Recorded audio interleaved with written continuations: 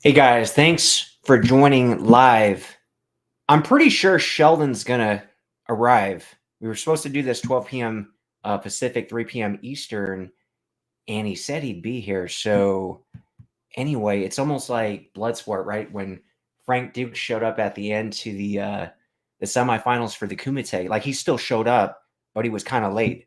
So I'm gonna give Sheldon a call and see what's up.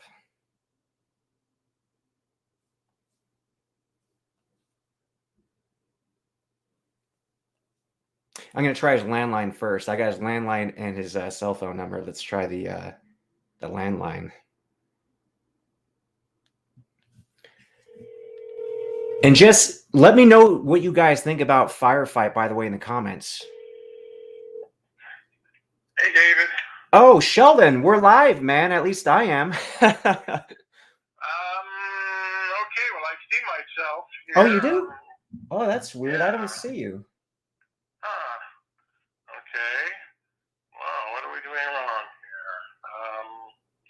I used the link that you sent before. Yeah. Oh, enter studio. Hold on. Boom. Okay, yeah, just click that button. We're going to be good to go. There we are. Okay.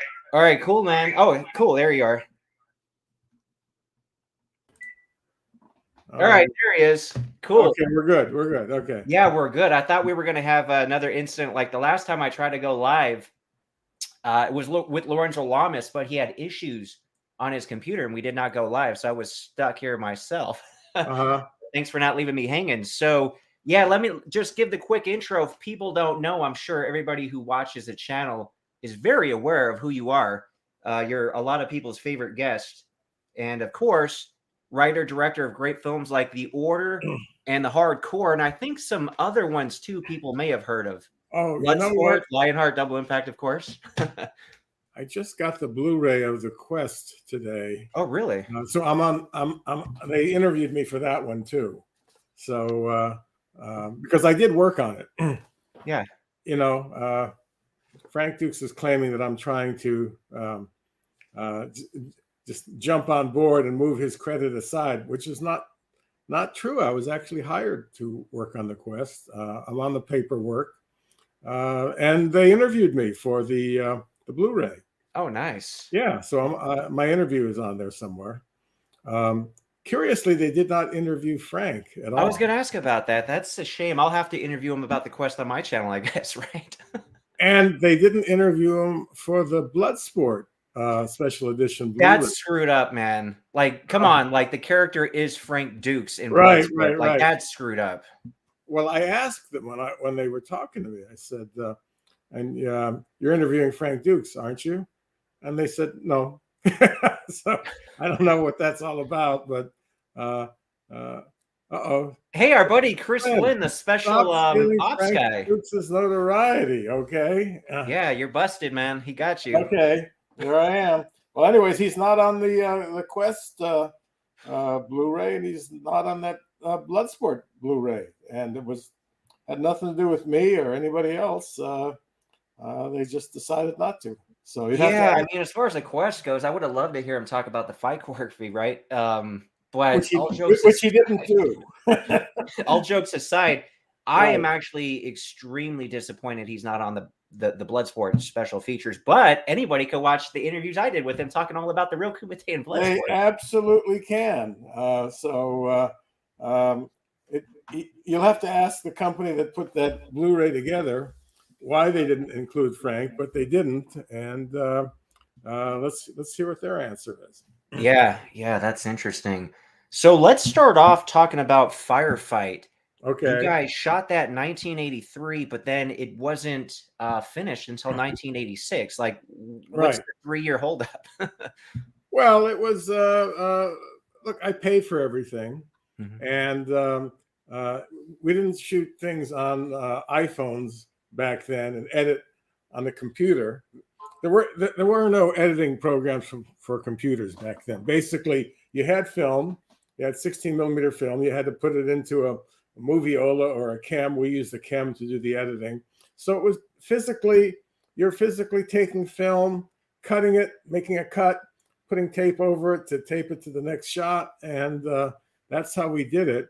And I had to rent the studio to do that. I was working in this very low budget post production house called Movie Tech in Hollywood, and it took some time. You know, there's a lot to making a movie. We had to do the cut. We screened it, and there were no executives watching this. It was all me. Basically, I paid for it, and then we didn't have enough. We had enough money to shoot the film, and we had to buy the film. It's not like today where you get a digital camera. It's all digital. Everything's free, basically. Yeah.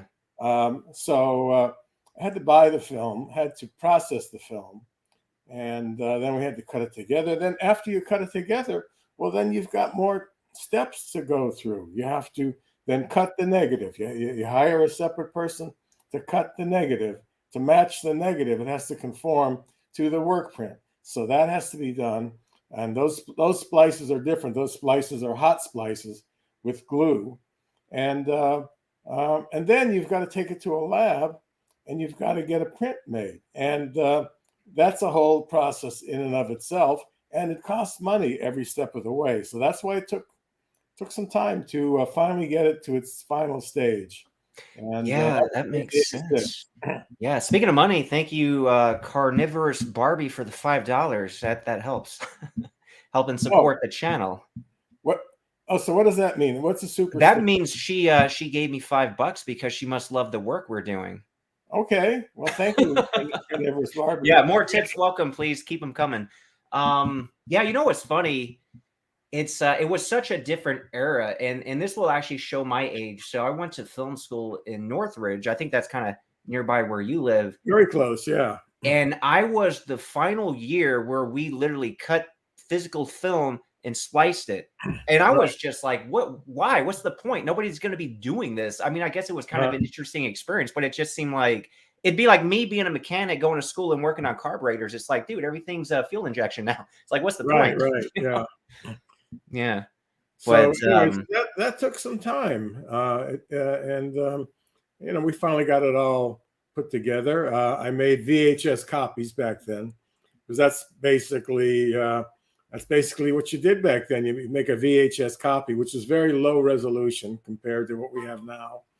And I gave those to everybody who worked on the film. That was the deal. Basically, you work on the film, you get a VHS copy, and actors were using that as that they would add scenes to their reels, their acting reels.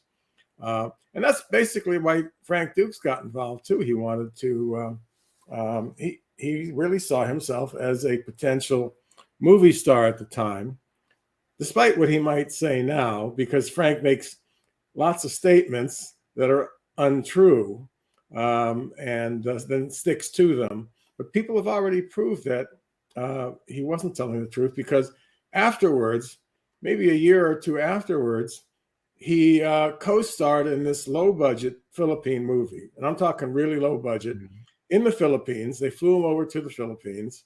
So he must have wanted to be an actor. Okay, don't tell us you didn't want to be an actor, Frank. They flew him over there. He was over there for I don't know how long, maybe a month or so. They filmed the movie. And the movie's available. You can get it. Apparently, you can get it for free on YouTube. So it's not that I was holding a gun to his head and telling him, "Hey, you got to be in my little movie Firefight." No, in fact, to his credit, he actually invested some of his own money into the movie. A number of people did. Brian Thompson invested some money. I was basically doing it was like the old school version of crowdfunding, just calling people I know, calling relatives, getting a little bit, pledges here and there. And I did pay everybody back. Absolutely everybody who put some money into the movie got paid back. I never sold the movie. I never made any money off of it, but just using money that I was making from, working for Stallone and some other people, I was able to dip into my own pocket and pay everybody back. So there's no money owed anywhere on Firefight. And Sheldon, I want to thank you again, because I'm honored in a lot of ways that you let me premiere it on my channel, because I grew up Yeah, it's just crazy. Obviously, YouTube wasn't around when I grew up. Who knew we would ever be like having a conversation, let alone live with all these fans? But just watching your movies, Bloodsport, obviously you wrote that. Lionheart, Double Impact, wrote and directed those. I mean, those were just like constant playing, multiple times a week growing up. And then really? those are the Van Damme movies. Like if people are being honest, I mean, I would be shocked if people didn't put those in the top 5. I mean, those are in my top 3. Like a lot of people like Kickboxer, but I'm going to put those 3 above Kickboxer every time. Right. Yeah, I'm not a huge fan of Kickboxer myself, I have to admit. And I'm the first person that was offered to, actually. I believe I've told the story on your channel a number of times. It's in my book, where I was doing the post-production on Firefight at this place called Movie Tech.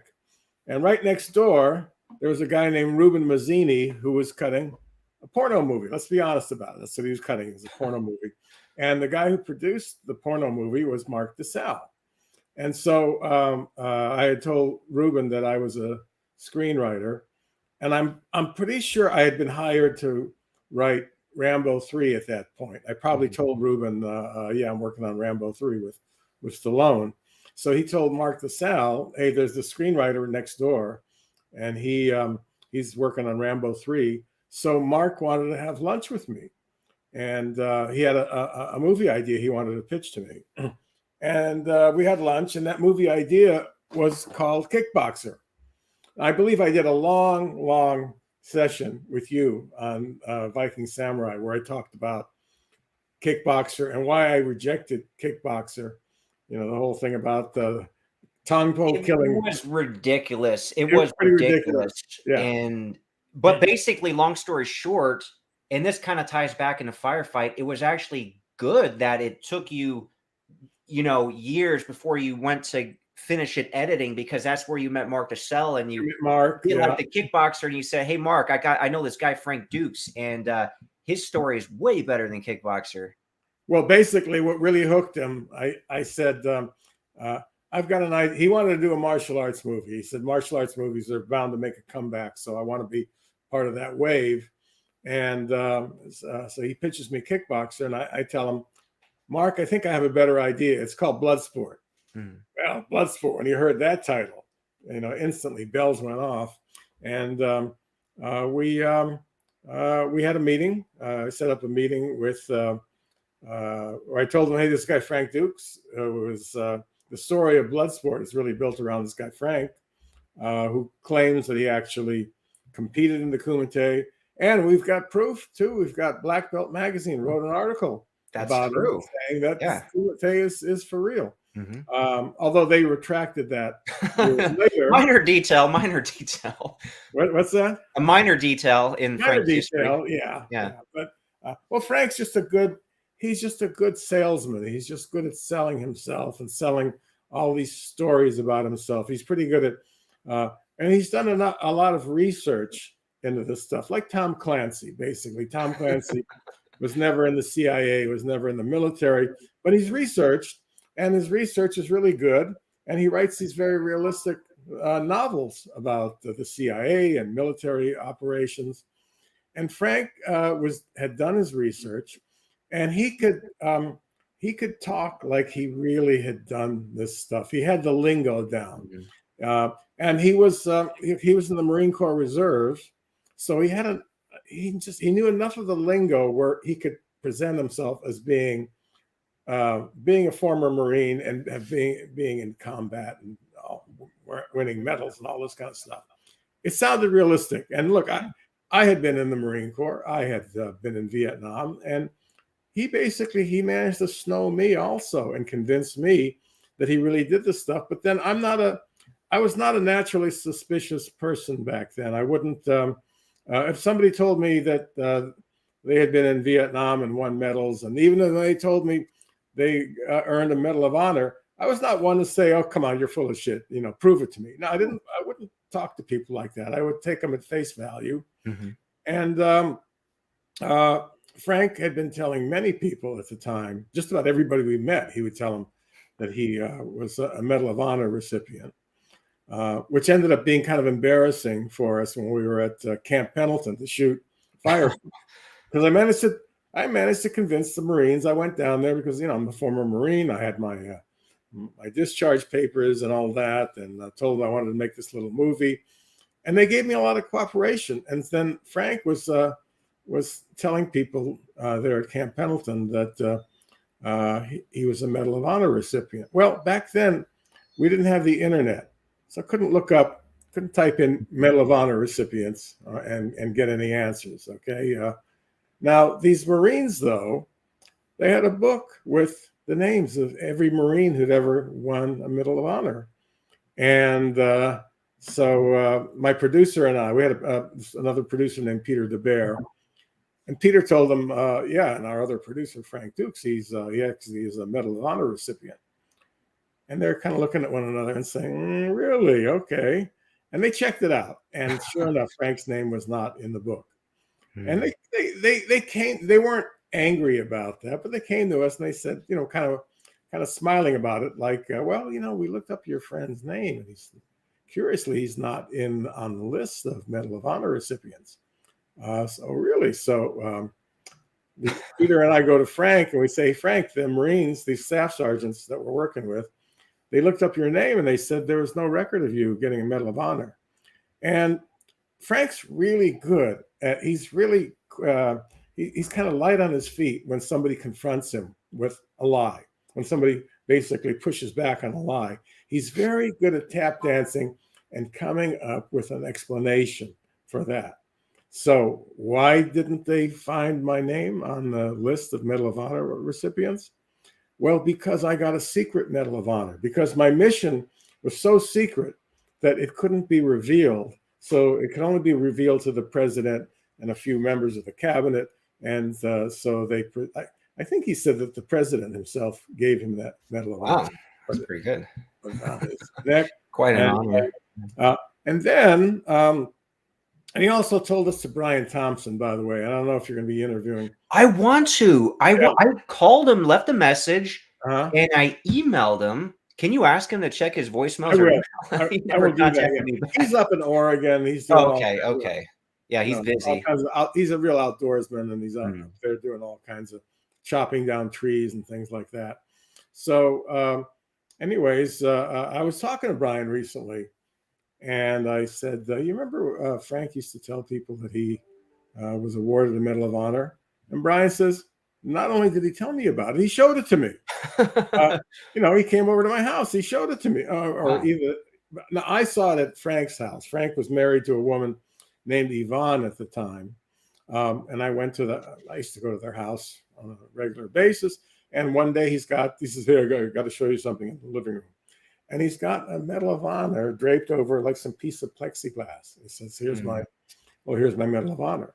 Basically proving to me that, I really did get this thing. Yeah. And it's not bullshit. But what I didn't know at the time was that with a real Medal of Honor, they would engrave the name of the person that it was given to on the medal.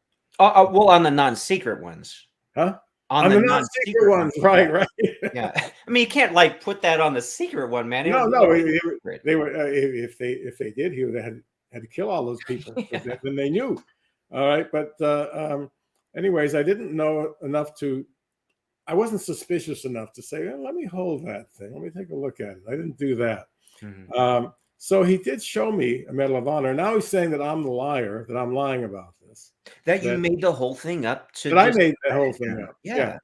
So, and I'd love to get Brian on camera so you can ask Brian about that. One of many great things I'll ask him. I mean, he's so many great films, working with so many great actors. Let me just go over some of these comments. And we got a fun question for you, by the way. Okay. So Jay Ruse Theory. Oh, it's my buddy. $5. Thanks, man. Great to hear about those times when movies were great. We're going to put you on the spot here, Sheldon, with this $10 question from Blue Bridges. Sheldon Lettich, who wins a street fight, Jean-Claude Van Damme or Bruce Lee? Well, look, I never met Bruce Lee. I've seen a number of his movies. He's very impressive, but I've known Jean-Claude personally. And I've been horsing around with him a few times. Like I remember one time we were in an elevator, and he like gave me, he just playfully gave me a shove against the wall, and like, wow, that was that was that was a pretty awesome shove that he gave me. And he's very strong. I've met the people he used to train with back in Belgium, and everybody tells me that he was a real badass back then, that people would not mess with him. And I've just seen him spar with world champions, with many world champions. I've seen him spar with like Dita Diafat, who's a Muay Thai expert. I've seen him spar with Crow Cop. And there's no bullshit to he's sparring with some world champions. Oh, yeah, sure. He's sparring and he's doing really well. He's scoring hits against them. Nice. Okay. And you can see that they're really impressed with him also. So he was very good at that kind of stuff. And all I know is that he was very strong. I think I told you the story about my buddy Chuck Farr. Chuck, who was a Navy SEAL and wrote the screenplay for Navy SEALs and a few others. This is back in the early days when Jean-Claude, he had shot Bloodsport, but it was not out yet. So people really didn't know who he was. And I introduced him to Chuck, and Chuck was pretty impressed with him. But we were in a gym. I introduced Jean-Claude to Chuck in this gym that I used to go to. And actually, Jean-Claude used to teach lessons at that gym. He used to teach karate or kickboxing, whatever, at the gym. Because this is a gym that I actually belonged to, and I remember seeing some little flyers on the wall. Jean-Claude Van Damme, you can take lessons with him. So I'm there with Chuck, and Chuck says, "Hey, Jean-Claude, why don't you give me one of those kicks that you can do, okay?" And I'll hold up a couple of pads, those exercise pads. I'll put a couple of pads in front of my chest and give me a good kick. And Jean-Claude says, "Chuck, you better get 2 more pads." And he's saying, "Hey, look, I'm a Navy SEAL. I can handle this. I got a kick in my chest, not a big deal." And Jean-Claude says, "No, Chuck, trust me, get 2 more pads." Okay, so he's got 4 pads he's holding up in front of his chest. And Jean-Claude basically winds up and gives him one of those, like one of those side kicks. I don't know technically what the kick is called. Gives him a kick, knocks Chuck across the room. I mean, Chuck basically goes flying back, trying to stay on his feet. And afterwards he said, "Yeah, I'm glad you had me get those extra pads, Jean-Claude. That was a serious kick." So he could, there was a lot of power to his kicks. I've seen it a few other times too, like in Lionheart. He's got this fight in this back alley with Voyo Goric and Michelle Kesey. And one of the moves we came up with is Jean-Claude's holding on to some bar or something, and he gives Voyo a double kick in the chest. Okay, both legs. Boom. Voyo was not a real actor or stuntman. Voyo was just this badass. He was like a human rhinoceros. He was actually Stallone's bodyguard for a while.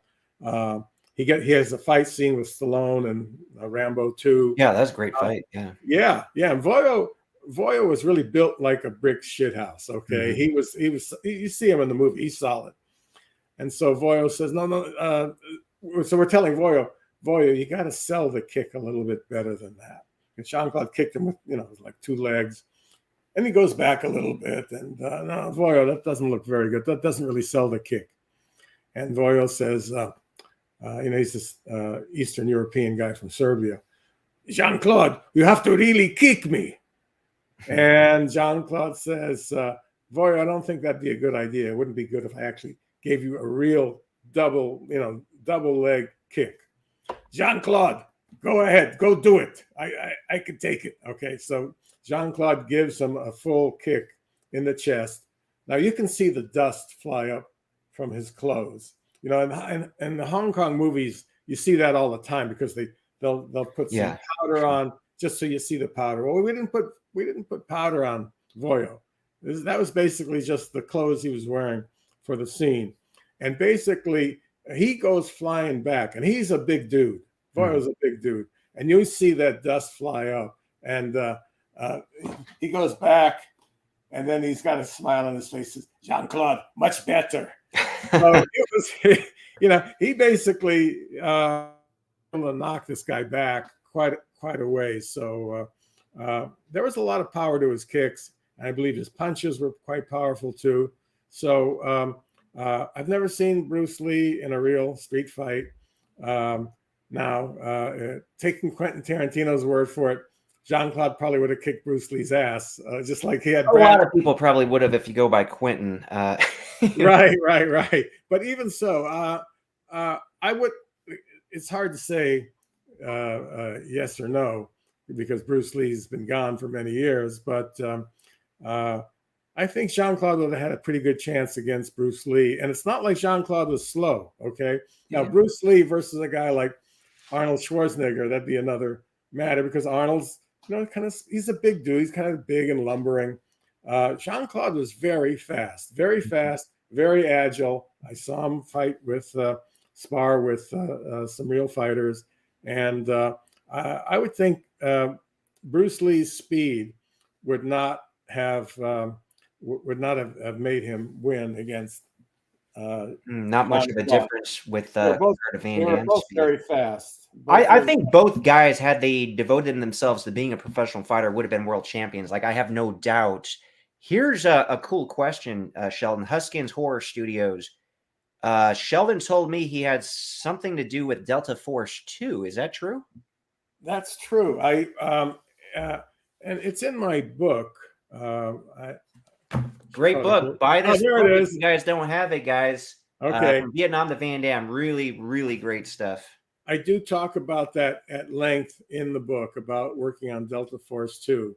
And the Delta Force that I was hired to, I actually met Chuck Norris. They were having problems with Delta Force 2. They were in Israel. It was supposed to take place in Israel. And it was supposed to be Delta Force, the American Delta Force guys team up with the Russian Spetsnaz guys. They're adversaries at first, and then they both end up teaming up against a common adversary. So that was the basic plot line. And it was going to take place in Israel. And they sent me over to Israel, which was really, really cool. That was my first time in Israel, actually. It was I forgot what year it was, but they sent me over there, and Aaron Norris and the whole crew were over there. Basically, they're having script problems. I came over there to rewrite the script. I rewrote the script. We had a much better script. And then suddenly they shut down the production. Okay, everybody's going home. We're leaving. Why is that happening? They wouldn't give us a good answer. Basically, Canon had run out of financing. They had overextended themselves. They were making too many movies at the same time. So we all ended up going home. And then they had a complete revamp of what they wanted to do with Delta Force 2. And now it was going to take place in South America. And it was about Delta Force going after some drug cartel. So I didn't rewrite the script at that point. They got, I think James Bruner rewrote the script. And they all ended up going to the Philippines to shoot the movie. The Philippines was going to stand in for Colombia.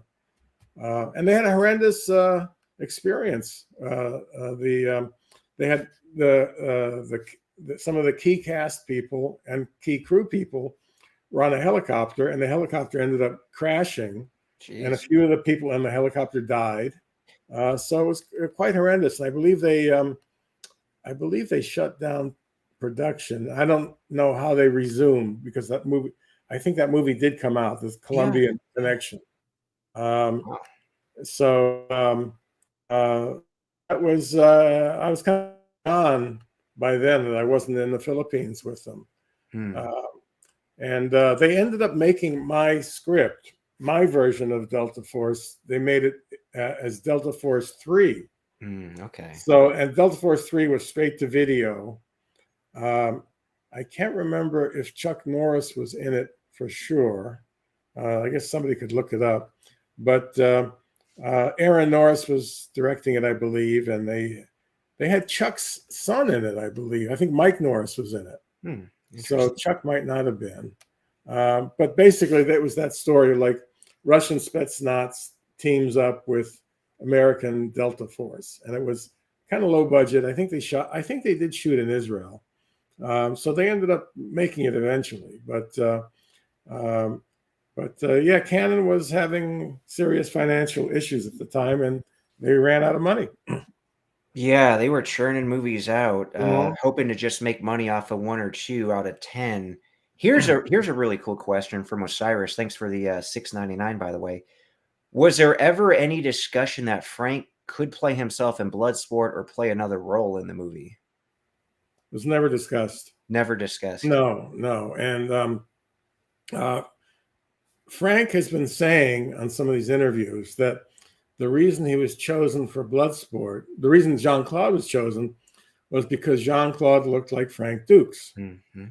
Not true at all. Okay, now I was in the room where it happened, where all these discussions were taking place. I was there. Okay, nobody ever talked about Frank Dukes looking like Jean-Claude, except Frank Dukes himself. Frank Dukes would pipe up every so often and say, "That guy looks like me." And we'd all say, "No, Frank, he doesn't look anything like you." But it had nothing to do with him looking like Jean-Claude, and none of that. We basically needed a Caucasian guy who was a martial artist, who was in his 20s or 30s, no more than that. Mm-hmm. So when we were just, because we wrote the script with no. There was nobody in mind to play the lead role, to play Frank Dukes. There was never any discussion about Frank Dukes playing Frank Dukes. Now, that's one good thing about Firefight, okay, the fact that I got it out there. You can take a look at the movie yourself and basically say, does this guy look anything like Van Damme looked back then? The answer is no. It's an unqualified no. More like Tom Selleck. He had that going on. That's what he used to say back then. He used to think that he looked like Tom Selleck, and he felt that he could be a movie star or a TV star like Tom Selleck and do something like Magnum PI. That's how he saw himself. He did not see himself as Van Damme, but he did see himself as being a movie star. He thought that he had movie star qualities. Now you take a look at Firefight, and you realize that like he comes across pretty well in Firefight, but he's no movie star. All right, you don't see any movie star qualities in him. He doesn't really dominate the film. He was pretty much the lead character, but there are other actors that come off much better than he does. So, Brian Thompson was a standout. Brian Thompson was a standout, yeah. And Brian went on to do lots of stuff. Brian's still working nowadays. Mm-hmm. No, Jean-Claude saw Firefight. In fact, he liked Firefight. Quite a few people liked it. This is before my my career really took off. But I'd shown it to Sam Raimi. Sam really liked it, and Sam was like a real supporter of mine. We had a project called Atlas that was going to star Jean-Claude. Sam was doing Evil Dead 2. He did Evil Dead 2 for Dino De Laurentiis. Mm-hmm. And I believe that Army of Darkness was also Dino De Laurentiis. So he brought this project called Atlas, which was going to star Jean-Claude. And it was basically Spartacus in the future, like a science fiction version of Spartacus. Interesting, yeah. I co-wrote the script with Chuck Farr. And we had it was all set up at DEG, De Laurentiis Entertainment Group. And Sam got me on board to direct it by showing Dino Firefight. Sam really liked Firefight, and he showed Dino Firefight. And fortunately, I had it blown up to 35 millimeter back then because Dino was able to see it in his screening room at his studio. So Dino liked it. Jean-Claude showed the movie to Menachem Golan, and Menachem Golan was going to give me a directing deal. I was supposed to direct a a film that was going to star Michael Dudikoff and Leon Isaac Kennedy. That was all because of Firefight, because they saw the film.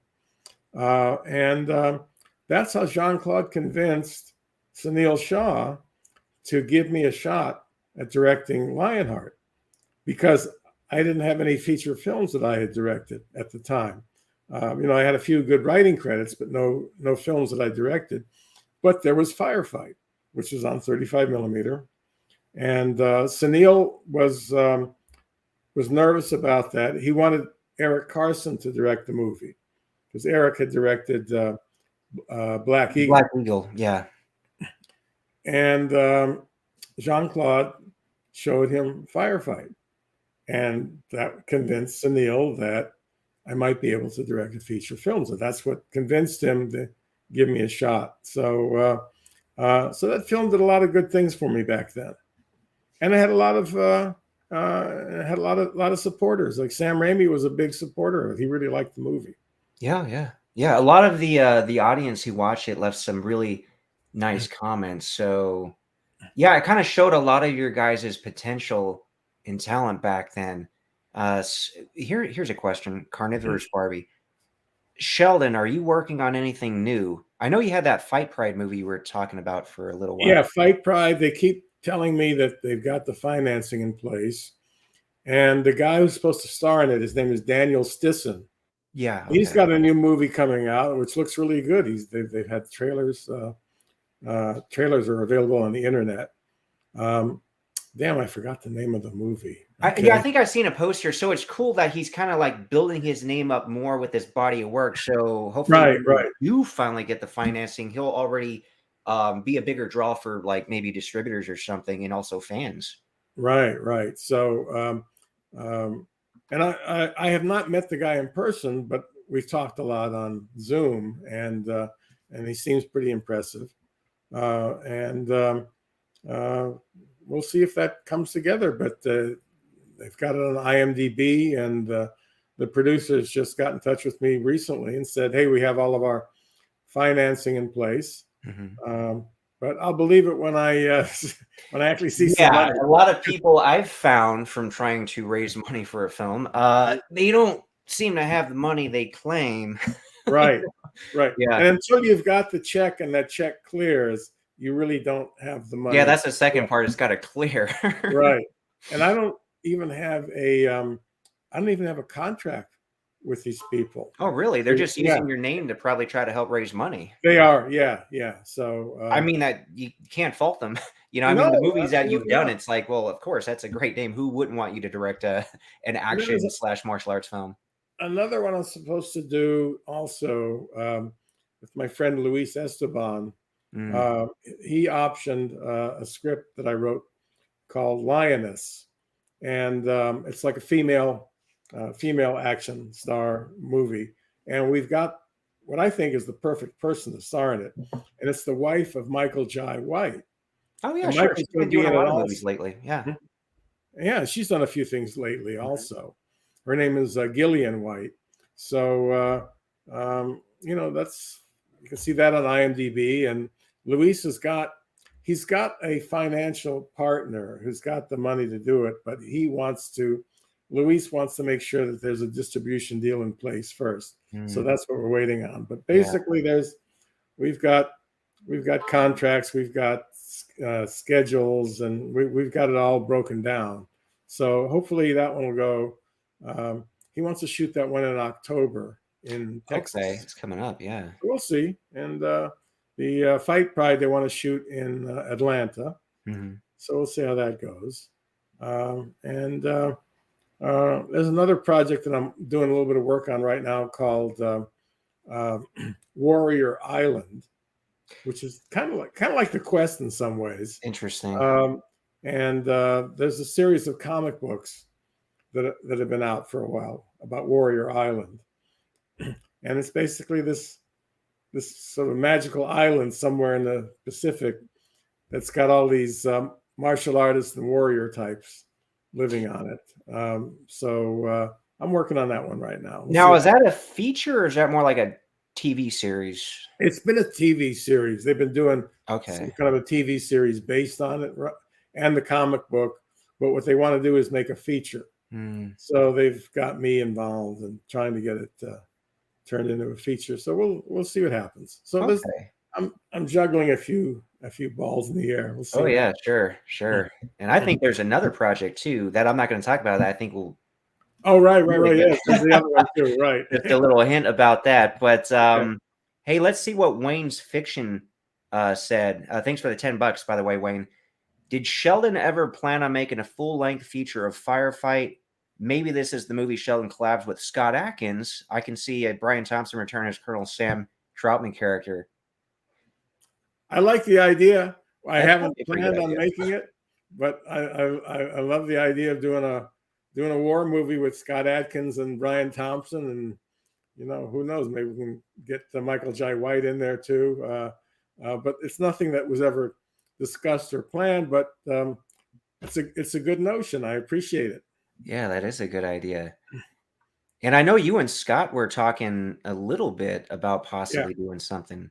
Yeah, we just haven't found the right the project right to script, do. But right? yeah, but we certainly would love to work together. Yeah, no doubt. Oh, this guy said, oh, so maybe Delta Force 3 was Lee Marvin. That So was Delta Force maybe it 1. wasn't Chuck, like he said. Now, Delta Force 1, the first one, was Lee Marvin and Chuck Norris. Oh, what? Okay, I don't remember movies that much. You don't remember that one with Chuck? It was pretty cool that they got Lee Marvin in it. Actually, Lee Marvin and Chuck Norris. That was really a good combination. And I believe that by the time Delta Force 3 was made, I think Lee Marvin might have. I think Lee Marvin had passed away by then. Oh, that's a shame. Oh, thanks, Carnivorous Barbie. $10 super sticker. And then here's a comment from Jason. I hope they release Lionheart on 4K Steelbook case would be nice. Yeah. So is there any talk? Well, actually, we got a really nice MVD release of Lionheart not that long ago. A lot of cool bonus features on that. That was one of the best releases ever. They had a lot of bonus. I got my copy back there. It was not 4K. Re-release it again. It would be. They would probably do it on 4K.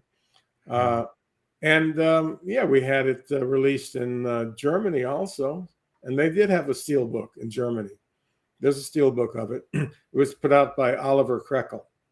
Okay. Yeah, I think it's Digital Dreams is the name of his company. But if we had a few minutes, I could go back and I could pull them out of my archives and hold them up. But there is a steelbook, but it was a German release. So was that movie extra popular in Germany? It was, actually. What was the title in Germany? Because I know it's got like 5 different titles. Right. I think Wrong Bet, maybe? It was Leon. Oh, okay. Leon, yeah. They used that title. Here goes a question from Amir. I don't know if you can share or not, but please share more of the story plot of Bloodsport 2 that you wrote. Well, that would take me a while to go through all that. So let's not get into it. But one question though, would it be the Frank Dukes character or not? No, it was not the Frank. It would not be. So would Van Damme even be in it? Van Damme was going to be in it. Yeah, but not playing Frank Dukes. No. Interesting. Playing a different character. Basically, I believe what we did with that one was we said that Frank Dukes was a made-up name because the real character was working for the CIA, so they came up with this name, Frank Dukes, but now he wasn't using that name anymore. The thing is, Frank doesn't want, he's a real pain in the ass when it comes to using his name. That's why those Bloodsport sequels, Bloodsport 2, 3, and 4, the character's name is not Frank Dukes. Mm-hmm. They came up with like Alex Cardo, I believe was the name. But they wanted to use Frank Dukes' name. They tried, but he said that he wanted a lot more control if they used his name, and then he had to be involved with the stories, and it had to be his real stories. You couldn't just make shit up. Mm-hmm. Okay, so they basically decided, let's just move ahead, and we got the title, let's make these movies. And Frank ended up suing them. He sued that producer and lost. Oh, he Okay. did. Okay. Yeah, he sued that producer because uh, I'm just guessing, but basically he said, if you make a Bloodsport movie, it's got to be about me. It's got to be about Frank Dukes. He's got nothing on paper that says that, by the way, but he was just saying it. You've got to use my name and you've got to use my stories. And I can't remember the producer's name now, but the producer basically said, forget about it. We're going to just do Bloodsport 2. We're going to have this guy, Daniel Bernhardt, in it. He's going to play a character named Alex Cardo. And you're not going to have anything to do with it at all. You're not going to get any money from it. No residuals, nothing. So that's the way it ended up.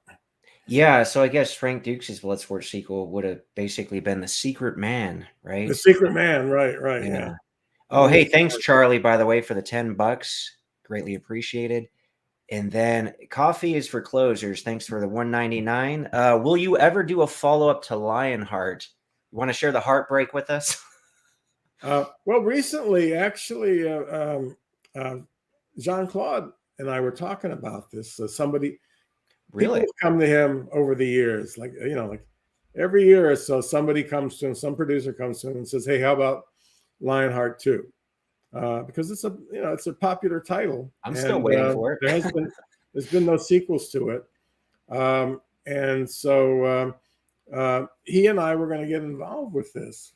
I have a really good idea for a Lionheart 2, but then he stopped talking about it. So I guess it didn't work out. But I think they were even going to sell it at the Berlin Film Festival, but somehow the business just didn't work out. So it's not happening right now. Yeah, that is a shame. Now, when you say recently had a discussion, I was going to ask you about this. So somebody said you and Van Damme had recently spoken, as in just over the last couple of weeks. Yeah. Was this when Lionheart was in discussion that recently? Last couple of weeks, and also a little further back from that, we were talking about it. What a cruel tease, by the way. I hope is always a good thing. There's always a possibility we could get a sequel to Lionheart or Double Impact. Hope is a great thing, but on the other side, it's kind of like just stringing us fans from the 80s and 90s along. It's like, yeah, we had people talking about Impact too. In fact, I even worked on a screenplay for it. Jean-Claude and I came up with a story, so I got a whole.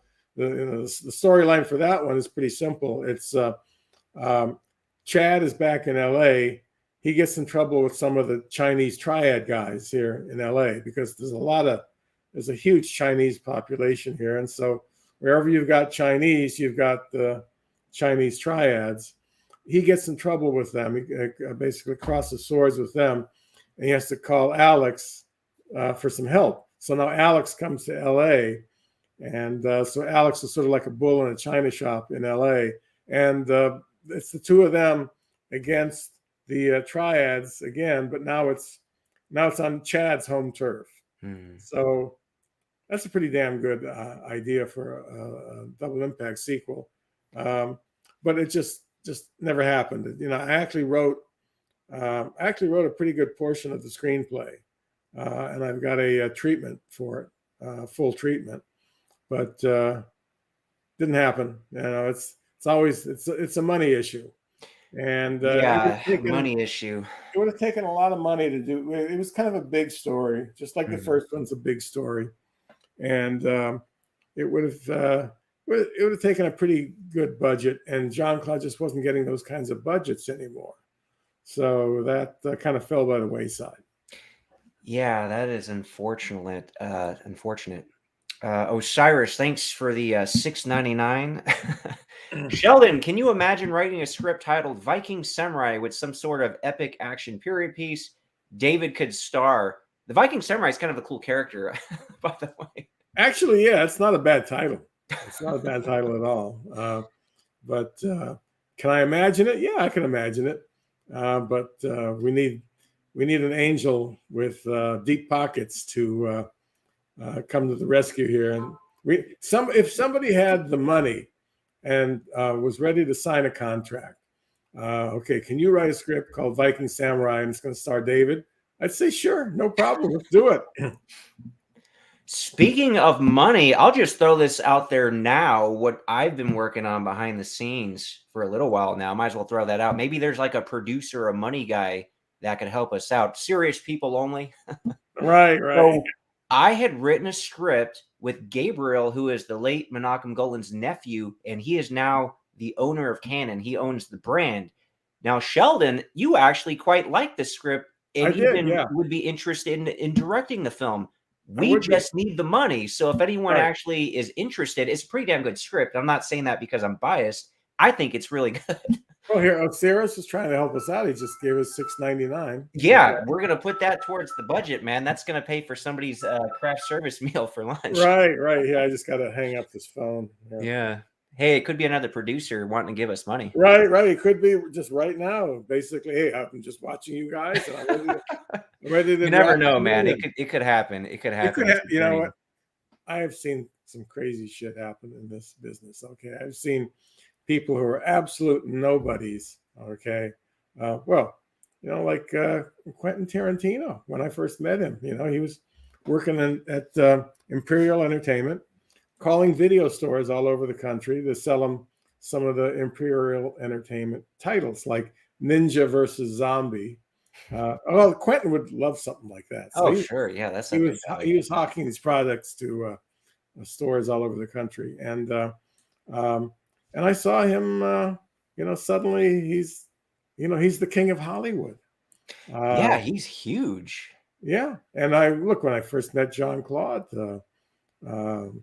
he had been in this low budget Canon movie called Bloodsport, which hadn't been released, which Menachem Golan didn't even want to release because Menachem Golan didn't believe that Jean-Claude would ever have the chops to be a movie star. Yeah, I've seen people go from rags to riches almost overnight. I've seen it right in front of my eyes. So miracles do happen. People love those stories, because it gives them hope. So they need to see that every once in a while, that look, somebody can actually break through and get their chance. And then it just motivates so many people, like a lot of these movies. And like you said, you seen that firsthand with at least those two guys. Our buddy Chris Flynn, by the way, thanks for the $20. We'll put that towards the budget, by the way. Anytime he is ready, I will be the military advisor at zero cost. Oh, so he must be referring to the if you do the Firefight full length film with Scott Adkins and Brian Thompson. Right. Hello, Chris. It sounds like anything I do that's got something about the military. Chris is ready to jump in there at zero cost. But no, Chris, we'll pay you something. Okay, people don't work for zero cost in this business. He'd love to just hang out with you guys. Yeah, Chris did a good interview with you where we basically talked about Frank's supposed military exploits in Nicaragua and all of that kind of stuff. And Chris is a real, he's been checked out because the people who did research on Frank Dukes, the people who basically put private investigators on this, looked up all the information and found out for sure he's full of shit. Chris Flynn, they also, so I was talking to Chris, so they looked up Chris also. And they said, okay, this guy's the real deal. All right, this guy's really done some of this stuff. So Chris was basically saying, nobody gets recruited directly from boot camp into doing special forces missions. It simply does not happen. You got to go through a lot of training. You got to go through, jump school and ranger school and scuba, all this kind of stuff before you start working with Delta Force and the Navy SEALs and all that. They don't just recruit you out of boot camp because you're telling people that you trained with Tiger Tanaka in Japan. All right. They don't. Now, just to play devil's advocate, Sheldon, maybe Frank's military career is the equivalent of Quentin Tarantino or Van Damme in Hollywood, where that a guy could just really blow up and make it, right? In Hollywood, that happens. Oh, no, okay? It happens. In the military, no, it does not happen because in Hollywood, you're risking money. Okay, and in the military, you're risking people's lives. You're risking the reputation of the country. That you don't just pull some guy out of boot camp and with Quentin, it's not like he went from rags to riches overnight. Basically, okay, he wrote some scripts. He wrote some really good scripts. That's what got him. That's what got his foot in the door. The Reservoir Dogs script had some great dialogue in it. It attracted Harvey Keitel. Harvey Keitel said, "Okay, I want to star in this movie. I want to play Mr. White." Well, that led to Reservoir Dogs being made because Harvey Keitel was the only star they had at the time. This is before a lot of those other guys had ever been in a movie before. So it was tiny steps. Quentin earned every step that he went to because Reservoir Dogs was a good script. He sold, True Romance to Sammy Hadida, who made the movie with Tony Scott.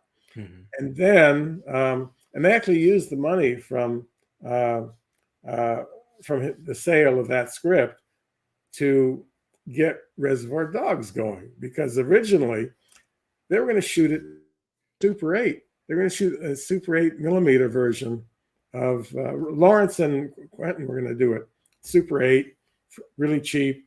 Lawrence got the script to Harvey Keitel. Harvey Keitel came aboard and said, "Okay, I want to be in this," and that's what got them their budget to do Reservoir Dogs. But Quentin earned every step that he took. He earned that. Mm-hmm. All right, it wasn't just handed to him. Oh, sure. And in the military, it's even harder to have shit handed to you. You've got to earn everything. Why do they have you jump out of planes? Not necessarily because you're insertions by parachute. They just want to see, have you got a set of balls on you? Are you afraid to jump out of an airplane that's in the air?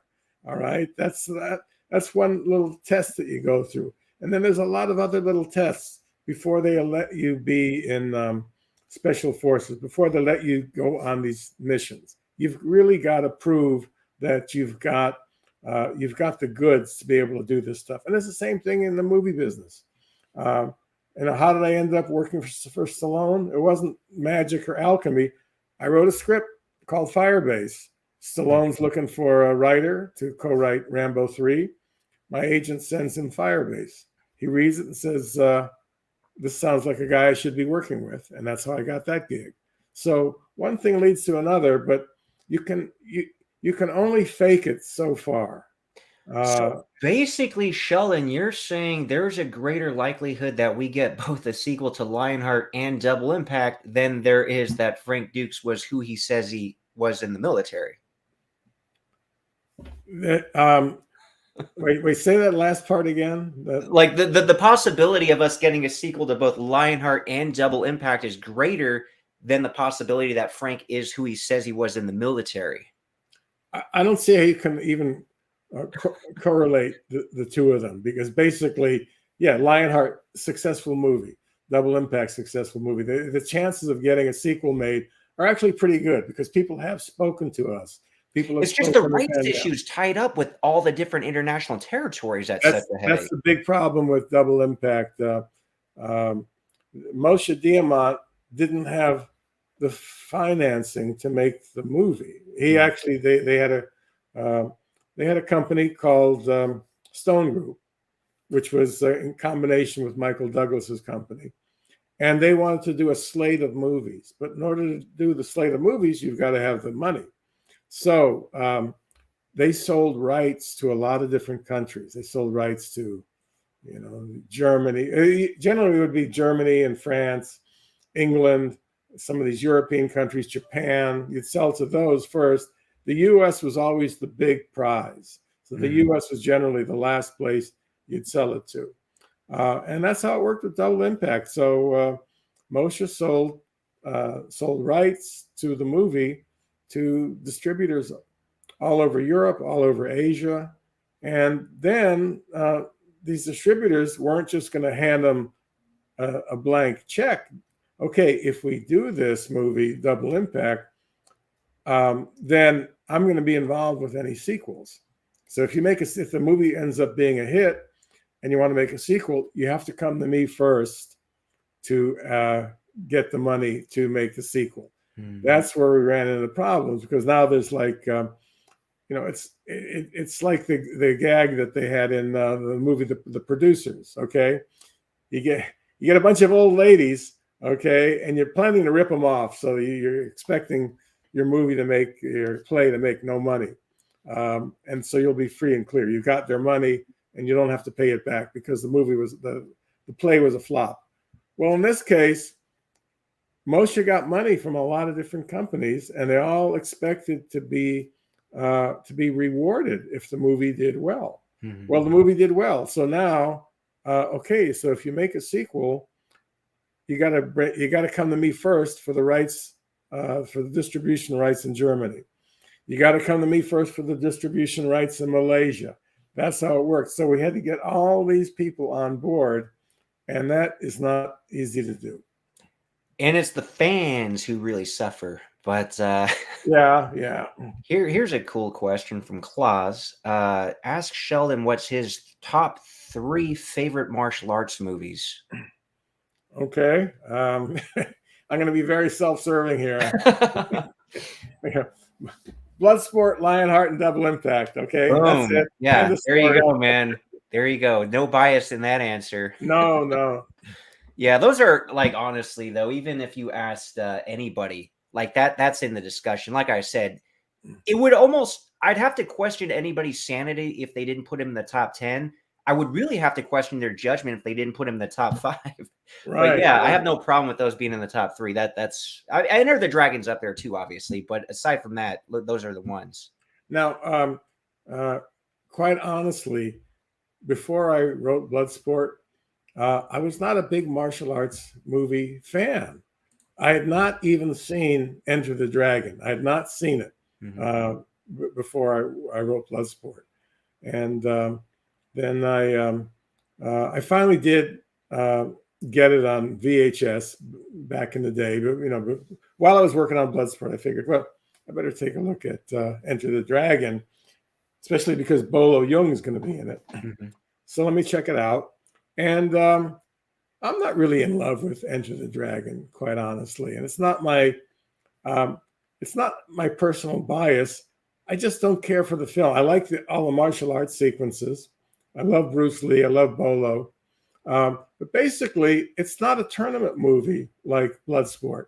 It's cops and bad guys. Okay, there's this crime lord that runs this island, and the police want to infiltrate the island. So Bruce Lee, I guess he's supposed to be some kind of a cop or a special agent. So Bruce Lee is gonna infiltrate the island because this crime lord likes to have martial arts tournaments once a year or something.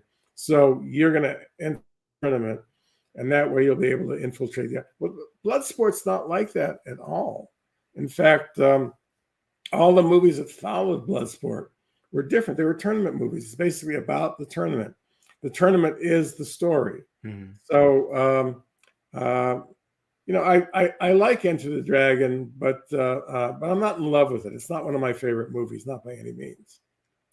Well, what made both of those movies, Bloodsport and Enter the Dragon, I mean, you got Bruce Lee in his prime. You got Van Damme in his prime. That added so much. Like, if you did Bloodsport with Dudikoff, I honestly, I wouldn't be talking about it today. No, we wouldn't be. And in fact, we talked about Dudikoff because when we were trying to come up with the casting for the film, this is before we'd ever even heard the name Jean-Claude Van Damme. We never once talked about Frank Dukes playing Frank Dukes. Never entered the discussion. Because basically, we'd all seen Firefight, and we realized, okay, he did all right in Firefight. He's no movie star. All right, he's not going to carry a film. So Menachem recommended Michael Dudikoff. Menachem loved Michael Dudikoff. We talked about Chuck Norris. Chuck was too old. Michael wasn't going to work because we really, for this movie, we needed somebody who was a real martial artist, where we really wanted to see him on camera. That's actually him doing these moves, because he's got a lot of stuff to do in the movie, and you want somebody who's really got the chops, who can do it.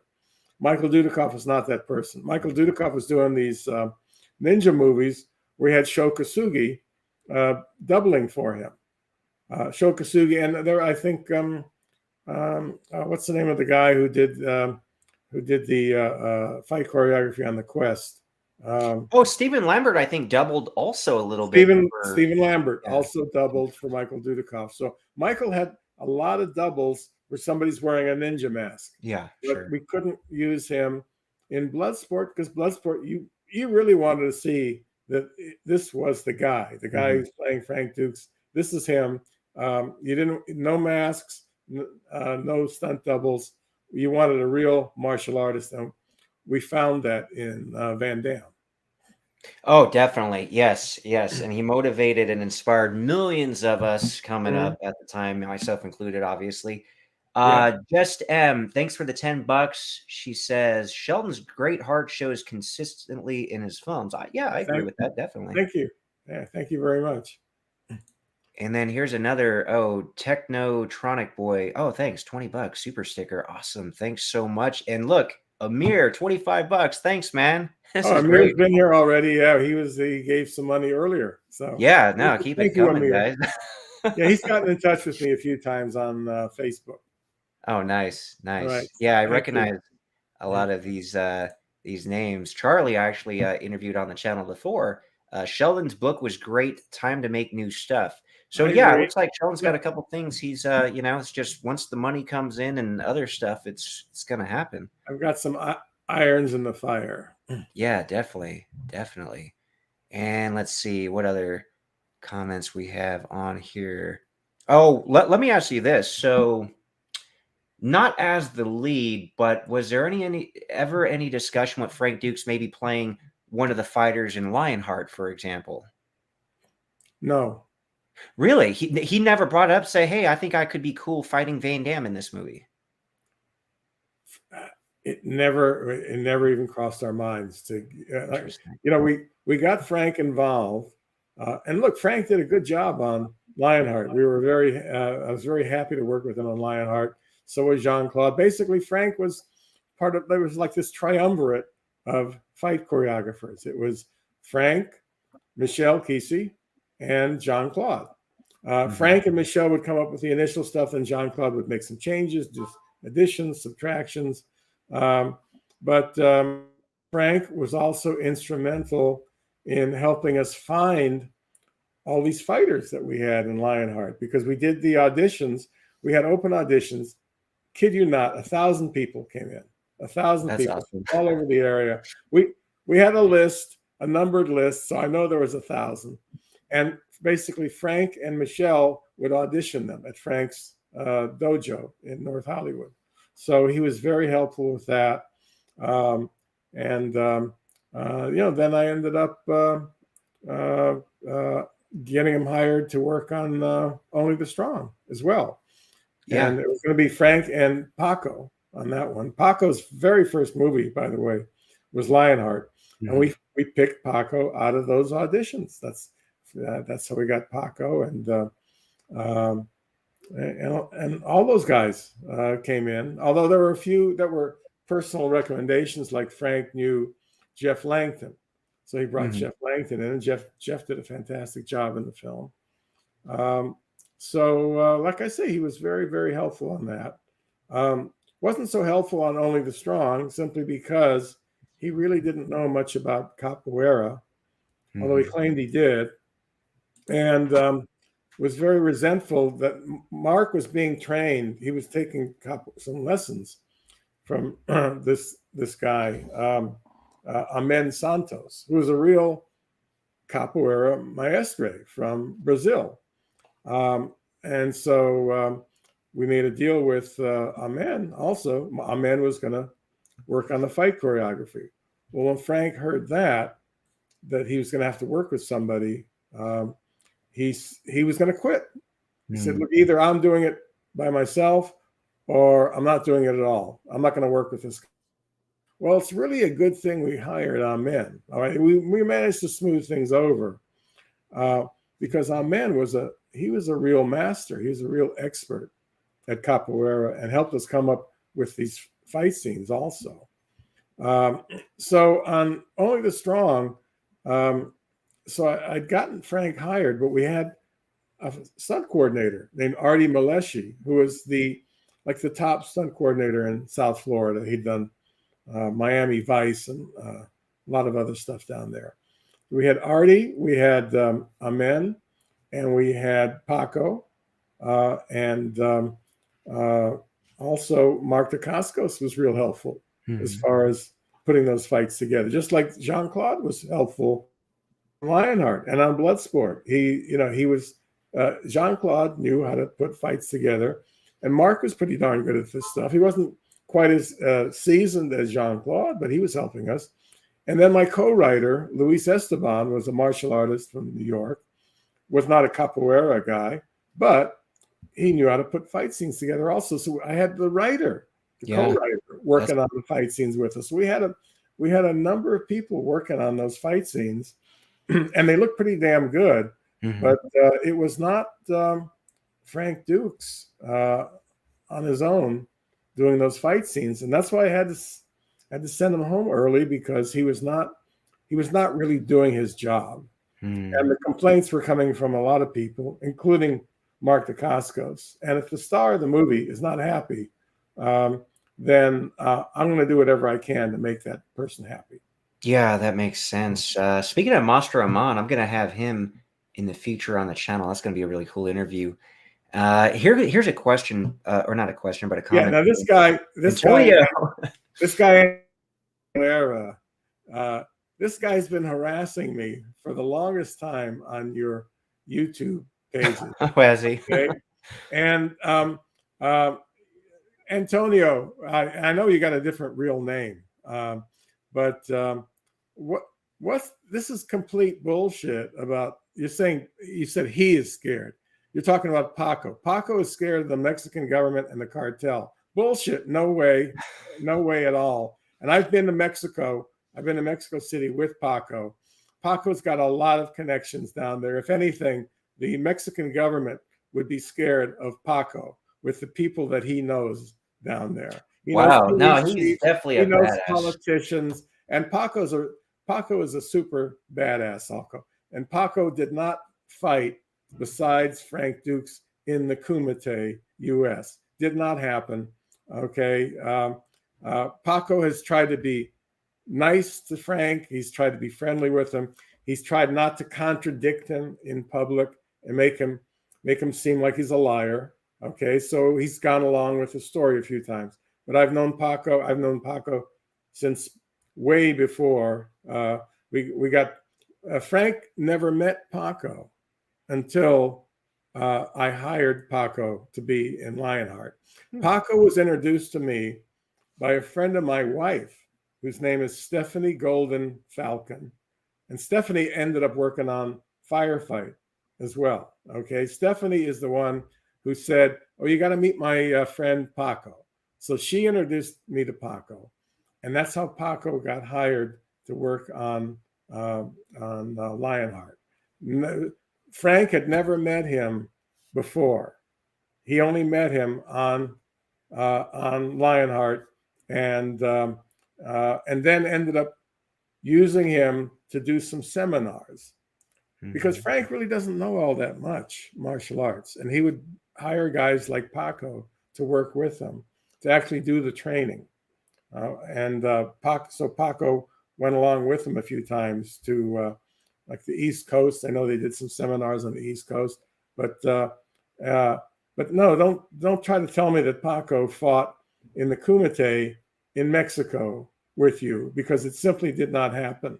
All right, you did not know Paco until he was introduced to you by me and Stephanie Golden Falcon on Lionheart, and you'd never met him before then. Okay, and he did not participate in any kumites. Paco's basically a street fighter. He's a badass street fighter. I've heard tales from friends of his. I've been to Mexico with him. I know his wife really well, and his wife will back up the stories. And his wife will also tell you, no, he did not know Frank Dukes back then. And his wife will also tell you that I've seen him. I've been insulted in a bar by some guys, and Paco completely took that bar apart. That's Basically, cool. beat the shit out of a bunch of guys, threw them out on the street. So yeah, you want to get some real scoop on Paco. Talk to his wife. She'd rather not talk about all the stuff, but she probably will if you really want to talk to her about it. But I'd say let's stop talking about Frank Dukes. Okay, I'm tired of talking about this guy because he tells lies about me all the time. He tells lies about Bloodsport. Bloodsport came together. He says that he wrote this script. He wrote the first version of Bloodsport, which was called Return of the Ninja. Now, does that sound like it's about a tournament? Return of the Ninja? Oh, that's about a martial arts tournament. No, it's not. And the script does not exist. Okay, and if it exists, show it to us. Frank won't show this to anybody. He won't show us the script. He just makes stuff up. He makes stuff up about me, and I'm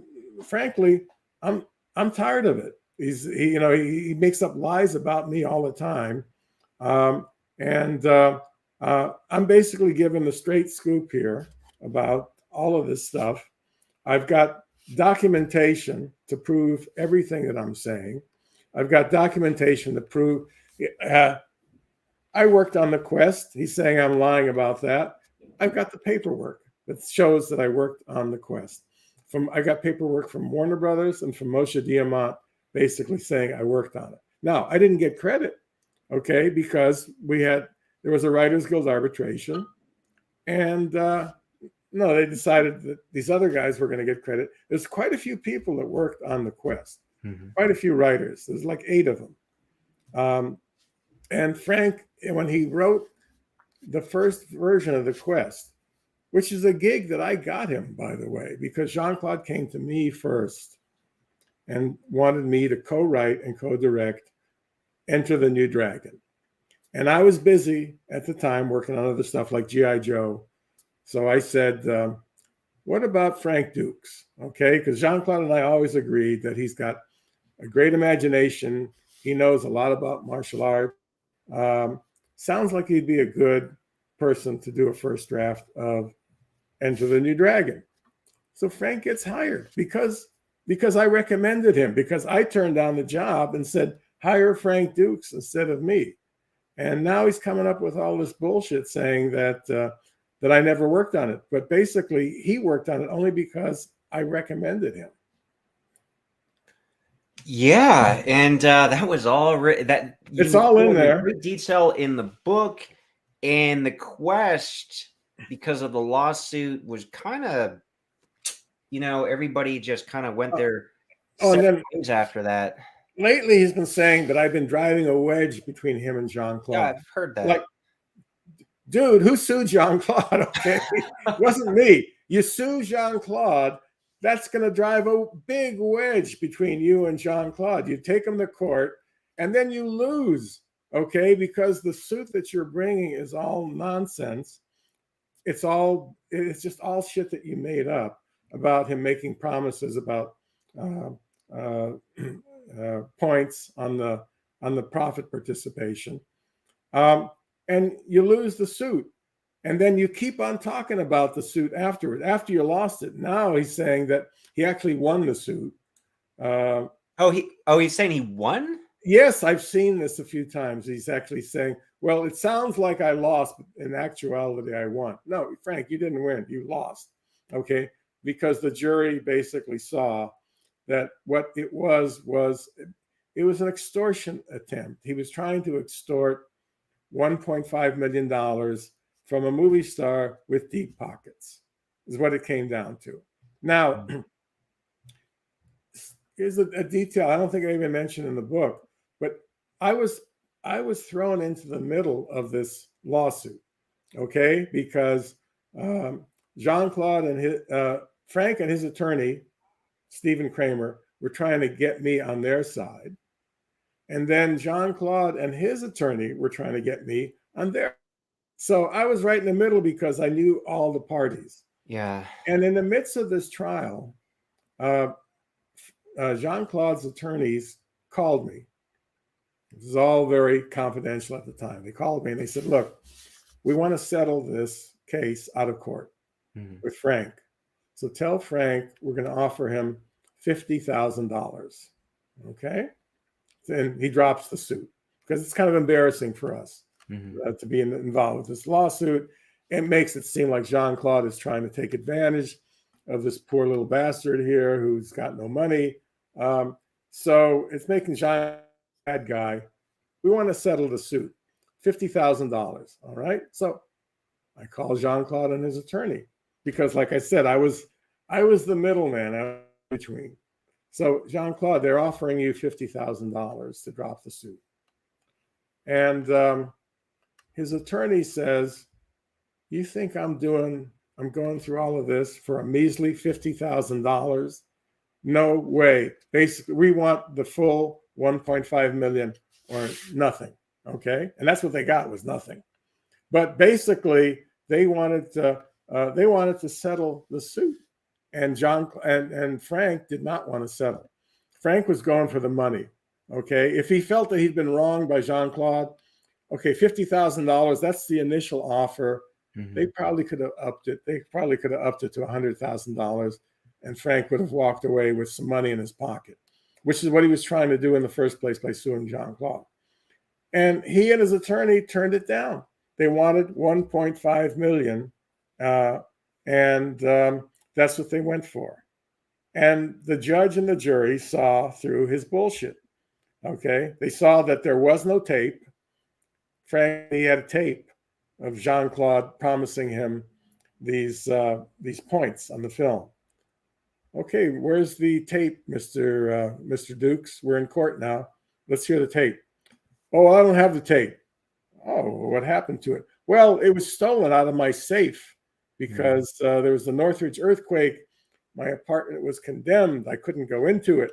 And when they finally let me in, I looked in the safe. The safe had been opened and the tape had been stolen. All right. So that was his story.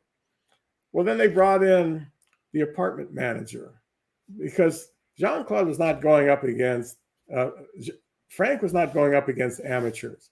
Okay. He could not pull the wool over the eyes of these people who were going after him.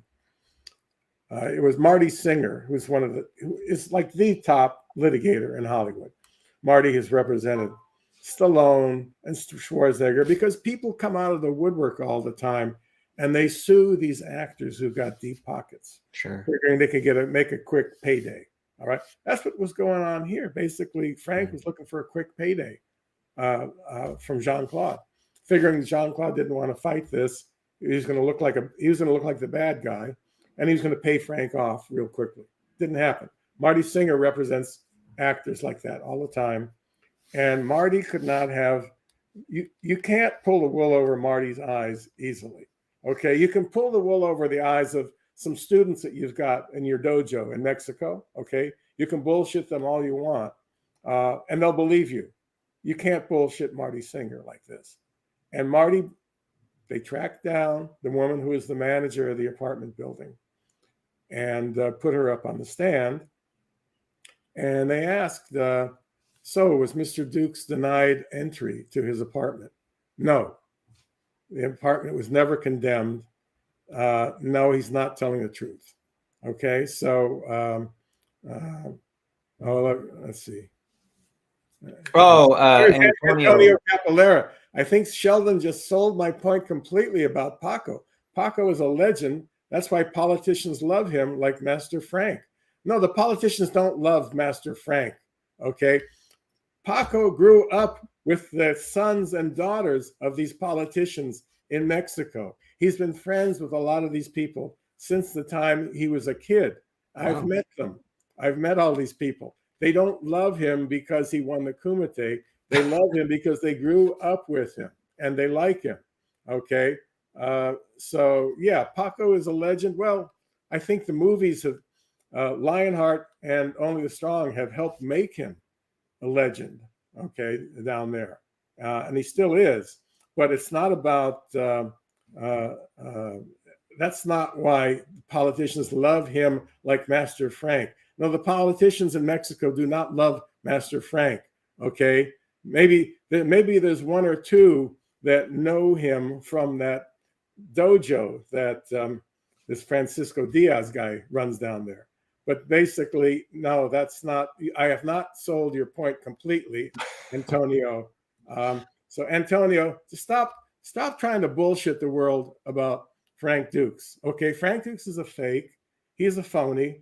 Here we are talking about him again. I don't want to talk about him, but basically you're kind of pushing me into talking about him because he's a phony who's never done any of this stuff. He's a phony who showed me a Medal of Honor, who told me he was a war hero, who told me that he fought in the Kumite and then gave the sword away to the pirates because the pirates were holding orphans hostage. All right, it's all bullshit. And Antonio, if you're really believing it, then all I can say is you're very naive and very gullible. And basically, people who believe Frank are either naive or gullible, or they just haven't heard both sides of the story. Okay, so I'm tired of having to defend myself against him. And Antonio, I wish you would just go home and find some other place to talk about your hero, Frank Dukes, but don't talk to me about it because I know it's all bullshit. All right, next question, Big A. Mic drop. Okay, here we go. Big A. Hey, Sheldon, here. You're a legend. Thank you for all your work. Question, is your book available in a signed copy? If so, would shipping to England be a problem? Yeah, it's signed copies are not available. Unless you're the Viking samurai, I got a signed copy. Yeah, you got. Well, you're the man. Okay, but I have been to a few book signings. I'm going to whatever events I'm going to in the near future. I'll be bringing copies of the book with me. I'll be signing them. If people want to buy a copy of the book, I'll be happy to sign it. But as far as having to sign them and then mail them out, and it's really a pain in the ass. You know, it sounds very mundane, but even so, you got to stuff them in the envelopes. You got to seal the envelope. You got to go down to the post office. You got to put the address on. It's a pain in the ass. All right. Now, if you do it for one or two people, that's one thing. But if I've got 100 people who want signed copies of the book, and I don't have a staff that works for me, so I'm not going to do that. Well, Sheldon, maybe you and Frank could work together again. He could mail all the copies out to the fans. Absolutely. You guys collaborate again. I don't think that's going to work. Okay. I don't even have to think about that one. But no, I don't think. So the best thing to do with, so to Big A, just keep your eyes open for when I'm going to be doing a book signing. I'm going to be doing a book signing at the Barnes & Noble store at the Grove in Los Angeles in a couple of months. I'm going to New Jersey. I think on next weekend, I'm going to New Jersey for an autograph show. And I'll be bringing the books with me there. And I'll be selling some books and signing some books at this autograph show.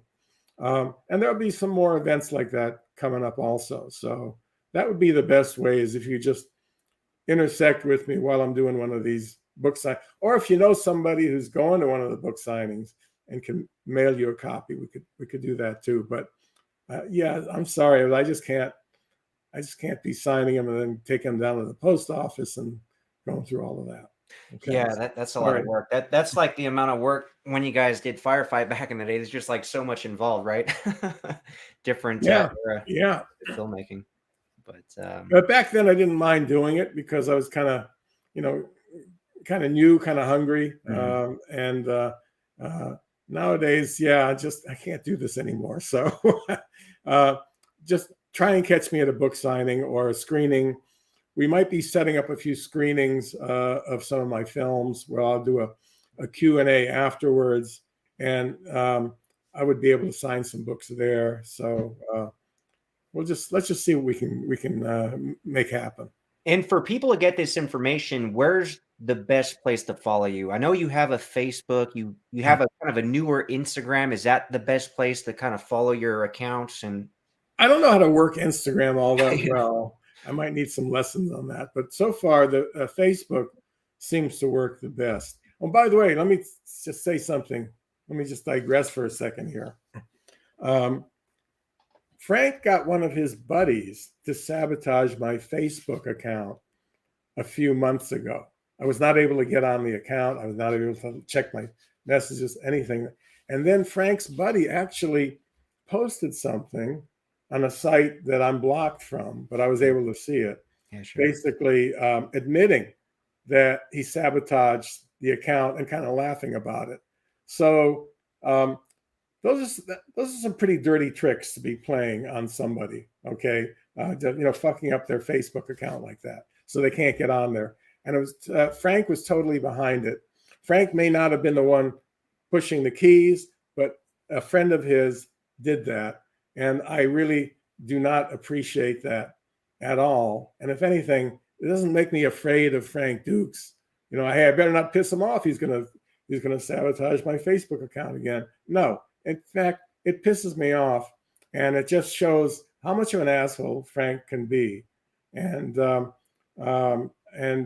this is not a person who you should be listening to when he tells you that he was a war hero, that he was a CIA agent, that he won the Kumite, that he gave away his Kumite sword to rescue a boatload of orphans. All right, don't buy any of that bullshit. This is not an honest person at all.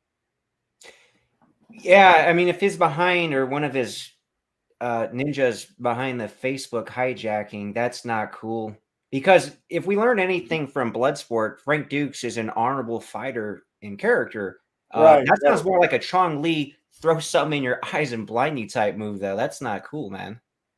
Well, that's what sabotaging my Facebook page is the equivalent of. It's the equivalent of basically throwing some blinding power out to basically to screw me up. All right, but right now my Facebook is fine. Oh, hey, super fan.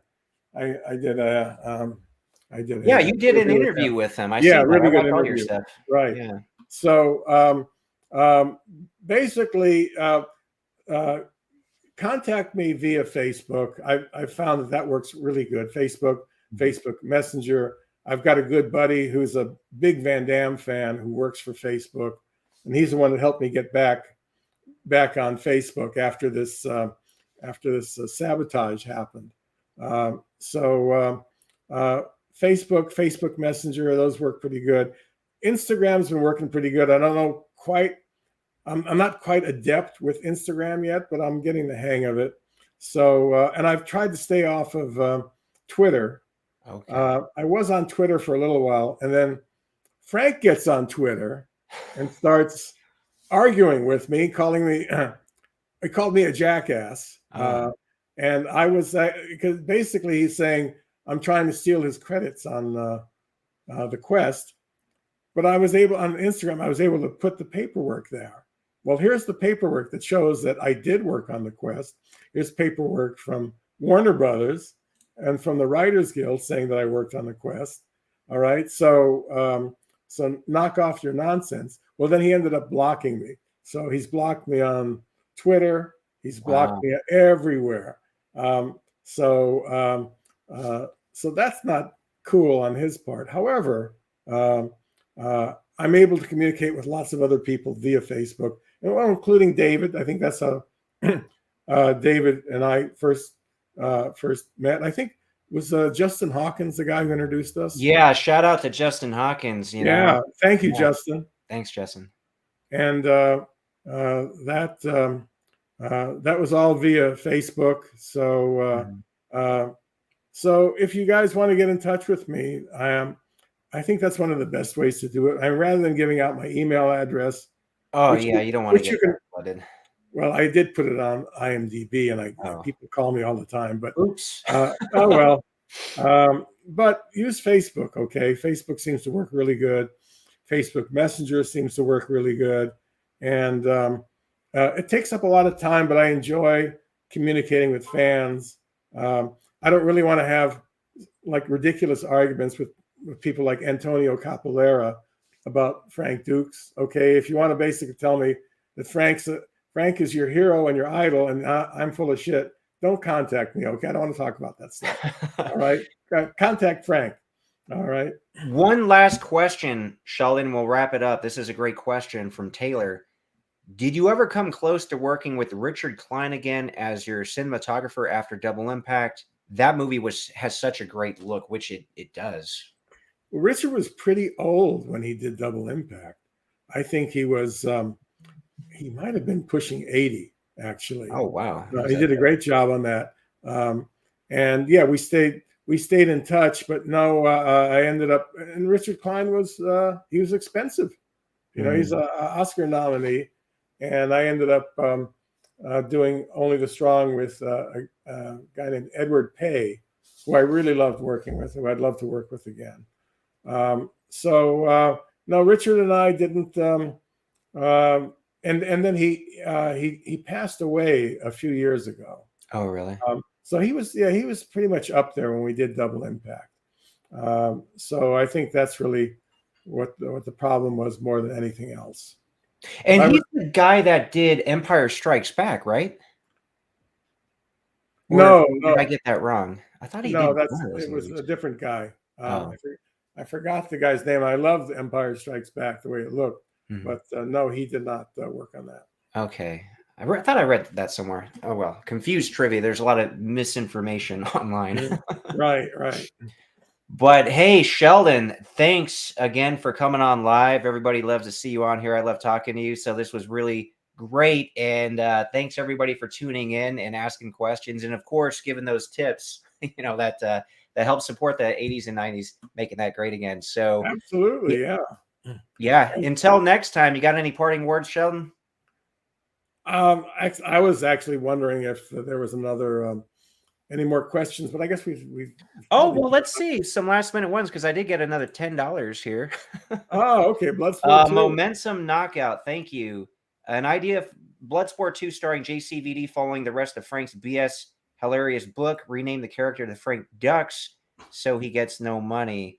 Well, unfortunately, you know, I think the real Frank Dukes story would make an interesting movie, but you'd never be able to do it. You'd have to get his permission, and Frank will sue at the drop of a hat. So you don't want to get into a lawsuit, even though he'll lose for sure, but he'll sue, and lawsuits are a pain in the ass. So yeah, it's just a headache. You don't want to do that, but I think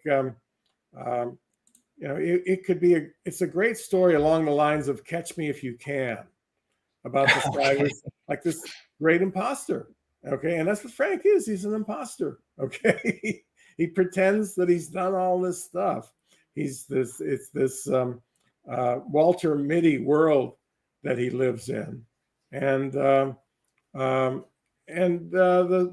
Catch Me If You Can was a really interesting, fun movie, but it was about a guy who's a ripoff artist, who's a fake.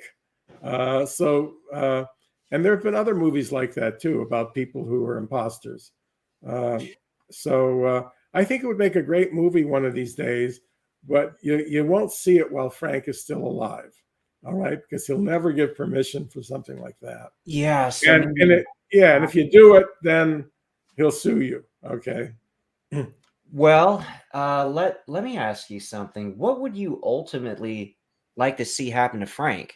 Like, hypothetically, would you want him to just say, hey guys, I did make some stuff up, or do you even care at this point? He'll never do that. And I'm happy that he's got these martial arts dojos going in Mexico. Yeah, that's cool. Okay. Yeah. So I'm sure he's making a little bit of money from that. And he's keeping the legend alive. He does try to put together events. None of them have come to pass. He puts down Coffee is for closers. So that's the guy's name. Yeah, that's funny. He puts down people like Alan Goldberg, who put on this.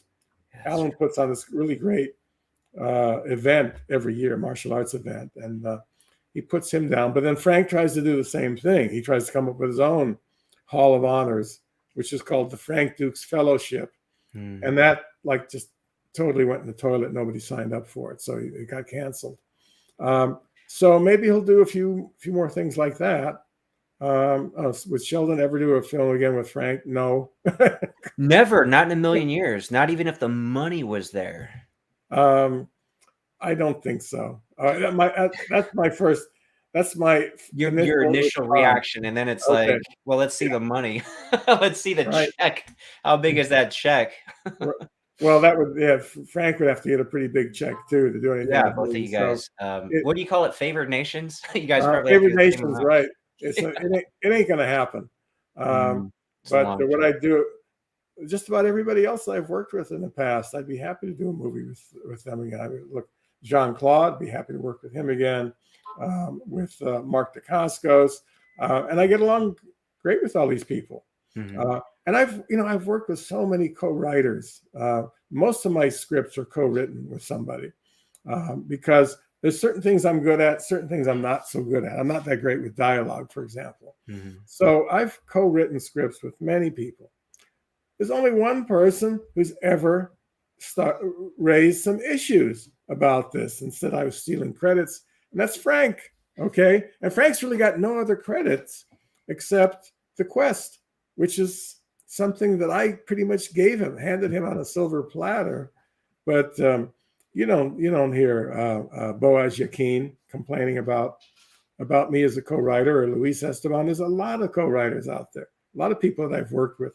I like working with other writers. I wouldn't do it again with Frank. And we did actually write a few scripts together prior to Bloodsport, which were some pretty good scripts. But and if somebody wanted to buy one of those, I'd say, sure, fine. I'm sure Frank would say the same.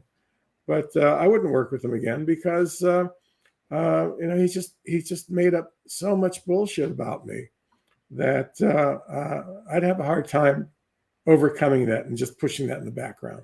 Yeah, maybe like a therapy session for a little while first to get everybody back comfortable again. What kind of session? Momentum Knockout, thanks for the $5. Just Okay. wanted to say thank you to Sheldon for Double Impact, Lionheart, and Bloodsport. You and JCVD are kings. I've always said that since the 90s. Right, myself. right. And then he said also, thank you, Viking Samurai. Oh, you're welcome. I say thank you, Viking Samurai, also for putting this together. Oh, and thank you for being, again, you're one of people's favorite guests by far. So it's always an honor. And you're pretty much my favorite interviewer also. And I've done a lot of interviews the last year or so. Oh, cool. Yeah. Any other interviewers who's watching, don't take offense. Don't take offense. But I'm honored. but I've done quite a few of them with you, and they've worked out pretty well. I enjoy talking to you. Oh, thanks. Yeah, likewise. This is great. And then once again, we'll just say thanks to Justin Hawkins for setting us up. Absolutely. Yeah. Yeah. So anything else, or should we sign off here? And I think we're going to wrap it up. Just one last thing, Fonz. Thanks again for releasing Firefight. I enjoyed it thoroughly. Viking Samurai was the perfect platform to release. I totally agree. That's why I gave it to David to put it on his platform. I thought that'd be the perfect place to do it. And if you guys have not seen it yet, click the link. It's in this video description. You guys got to see it, and the reception's quite good for a good reason. Yeah. It's only 17 minutes long, and you really do get to see the real Frank Dukes is in it. He's right up there. He's got his close-ups, so you can see him acting and being a real war hero, like he likes to sell himself as. So take a look at that film. Definitely. And Brian Thompson, and oh, okay. Oh, here Antonio's back. This has been a lot of fun the past couple of years. I agree, absolutely, and I love sparring with you, Antonio. Okay, so nobody's gotten knocked out yet, but basically, I just you seem like a smart guy based on your answers. So deep down, you've got to realize that all the stuff about the Kumite and the Medal of Honor is complete nonsense. But you'll wake up and smell the coffee one of these days. I'm guessing. And on that note, oh wait, we got great interview, amazing, great interview, yeah. Dark Shadow Logan, and Antonio said one last thing here. Oh, okay. Great artists know that the human brain does not determine the difference between what it sees and what it remembers. I don't get that. Okay. we'll have to let that fester a little bit and get back to you, man. Maybe Sheldon will get back to you on Facebook on that one. Right. Yeah.